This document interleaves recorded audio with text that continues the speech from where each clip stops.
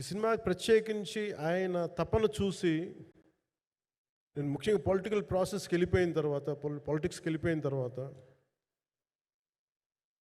Direction అని వీటికి దూరమై క్రియేటివ్ పార్టీకి దూరం అయిపోయిన తర్వాత పాలిటిక్స్ నా ప్రైమరీ ఫోకస్ అయిపోయిన తర్వాత మళ్ళీ దృష్టి పెట్టి సినిమా కావాలి మీరు చెయ్యాలని చెప్పి నా దగ్గరికి వచ్చి కోరుకున్నప్పుడు నేను ఎంత బెస్ట్ ఇవ్వగలను ఆ సినిమాకి అంత ఇచ్చాను నేను.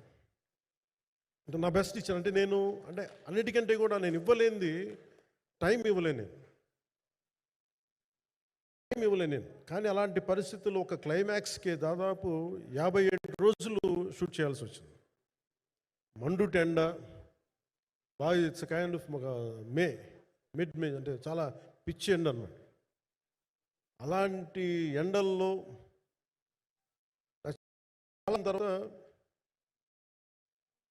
నాకు మార్షల్ ఆర్ట్స్ నేను ఎప్పుడో నేర్చుకున్న మార్షల్ ఆర్ట్స్ ఒక ఎస్క్రీమా కానీ ఊషు కానీ నేను నేర్చుకున్న సెల్ఫ్ డిఫెన్స్ టెక్నిక్స్ కానీ యుఎస్లో నేను ఒక వర్క్షాప్ చేసిన జీత్ కండో ఇవి కానీ ఇవన్నీ ఈ సినిమాకి నాకు పనికి వచ్చినాయి. నాకు వీళ్ళతో డిఫరెంట్ కొరియోగ్రాఫర్స్తో కూర్చొని ప్రత్యేకించి క్లైమాక్స్ పార్ట్ ఇది అందరికీ ఇన్స్పైర్ చేసింది.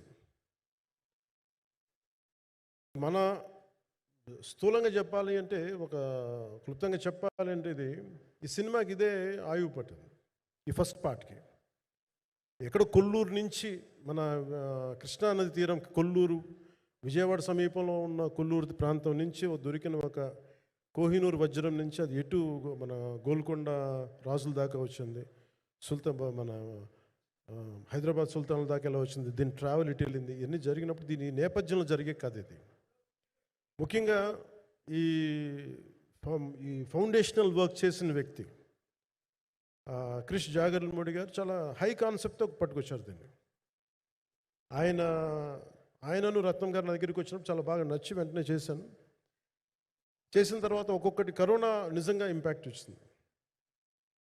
అంటే ఎలా ఉండదంటే ఎంత హార్డ్గా ఉండదంటే ఇండస్ట్రీ అది ఎవరిని తప్పు పట్టలేము. ఒకప్పుడు ఆయన వెంట చుట్టిన నిర్మాతలు, ఆయన వెంట తిరిగిన డిస్ట్రిబ్యూటర్స్, హీరోస్ అందరికి అలాంటి వాళ్ళకి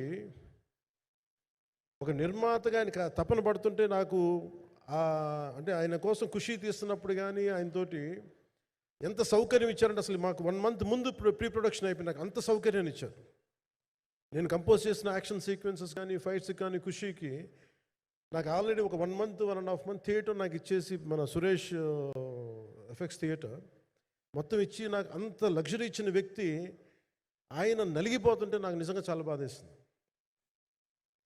ఒకసారి it is not about money, it's not about success, it's about standing by hmm you trust, who stood for the people and who stood for the industry. నాకు ఎందుకు ఇది మీతో పంచుకోవాలనిపించింది.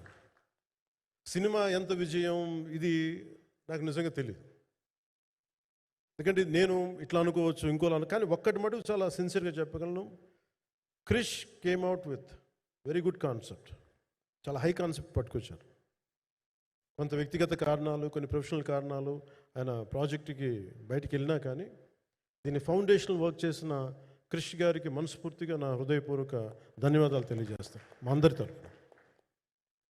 అలాగే తర్వాత స్టెప్ ఇన్ అయ్యింది మన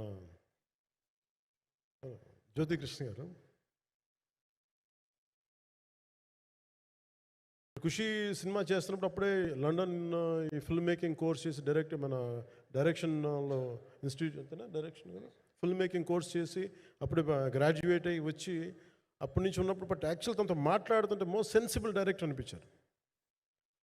ఈ ఒక టైంలో ఏమనిపించిందంటే బయట ఉన్న మాటలు కానీ అసలు సినిమా వస్తుందా లేదా బయటికి అని ఉండేది. కానీ మాకు ఎప్పటికప్పుడు నీరసం పడిపోయినప్పుడల్లా నాకు నీరసం వచ్చేసేది.